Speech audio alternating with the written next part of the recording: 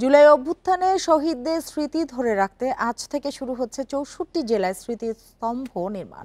দুপুরে গণভবনে সংবাদ সম্মেলনে এই ঘোষণা দেন সংস্কৃতি উপদেষ্টা মোস্তফা সরওয়ার ফারুকী। জানান ৪ আগস্টের মধ্যে সব জেলায় স্মৃতিস্তম্ভ নির্মাণ শেষ হবে। জুলাই শহীদদের আত্মত্যাগ নতুন প্রজন্মের কাছে তুলে ধরতেই স্মৃতিস্তম্ভ নির্মাণের উদ্যোগ জানান উপদেষ্টা। তারিখ এবং ২১ তারিখ আমাদের দুইটা মেজর ডে। ১৮ তারিখ হচ্ছে আপনারা জানেন যে প্রাইভেট ইউনিভার্সিটি রেজিস্ট্যান্স ডে। যখন সবাই ভেবেছিল যে ঢাকা বিশ্ববিদ্যালয় ১৭ তারিখে বন্ধ হয়ে গেল, ছাত্ররা তাদেরকে ধরে নিয়ে গেল, আন্দোলন শেষ, তখনই একদল এঞ্জেল নেমে আসলো এবং তারা হচ্ছে প্রাইভেট ইউনিভার্সিটি হিরোজ। সো ওদের জন্য হচ্ছে ১৮ তারিখ, আর ২১ তারিখ হচ্ছে মাদ্রাসা রেজিস্ট্যান্স ডে। এই দুটার আগে হয়তো আমাদের আবার প্রেস মিট হবে, ওটার ডিটেল প্রোগ্রাম ডিটেলসটা বলার জন্যে।